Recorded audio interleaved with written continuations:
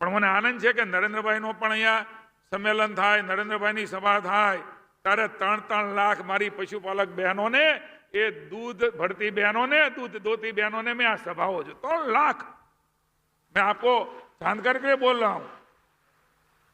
ये सभी हमारे कमेटी के मेंबर आए हैं, हमारे अधिकारी भी हैं, सेक्रेटरी। इसी भूमि पे आदरणीय मोदी साहब आए तब ऐसा कोई पंडाल नहीं,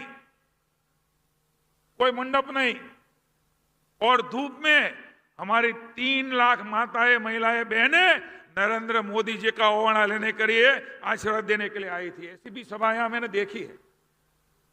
कितनी ताकत है हमारे पशुपालक महिला बहनों में। वो ऐसे ही नहीं होता है, सही में उसके जीवन में बदलाव हुआ है। वो स्वनिर्भर बन के, नरेंद्र भाई बोले ना, आत्मनिर्भर बनिए, स्वनिर्भर बनिए। भारत की अपना बनी हुई चीजें हम उपयोग करें। नरेंद्र भाई कह્યું છે કે આપણે સૌ આત્મનિર્ભર બનવાનું છે, મેક ઇન ઇન્ડિયા। આપણી ભારતની વસ્તુ આપણે વાપરવી છે।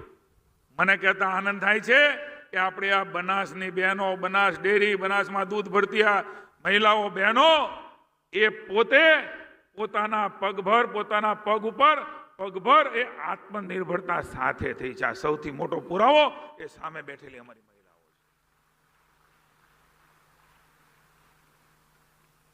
નરેન્દ્રભાઈ કીધું આપણે અપનાવવું છે કે નહીં અપનાવીએ? મારી માતાઓ સમજાય છે ને મારી ભાષા। સ્વદેશી ભારતમાં બનેલી આપણી વસ્તુ, આપણો પસીનો હોય, આપણા ભાઈ બહેનનો પસીનો હોય, મહેનત કરતા હોય, મજૂરી કરતા હોય, કોઈ ધંધો રોજગાર કરતા હોય, કોઈ ફેક્ટરી ચલાવતા હોય, નરેન્દ્રભાઈ એટલા માટે કહ્યું છે આપણે કોઈની આશાએ નથી રહેવું। ક્યારેક કોઈ અન્ય વિકસિત દેશ, ક્યારેક કોઈ બીજો નાનો દેશ, એની જે મોનોપોલી હોય, એની જે ચીજ વસ્તુ હોય, એની જે પ્રોડક્ટ હોય, એના આધાર ઉપર આપણે નથી જીવવું। આપણે ભારતે આપણા આધાર ઉપર જીવવું છે। જીવવું છે કે નથી જીવવું? આપણું ભારત એવું સશક્તિમાન, એવું શક્તિશાળી બનાવવું છે। અને એટલા માટે હું આપ સૌને, અહીંયા હમણાં અમિતભાઈ આવવાના છે,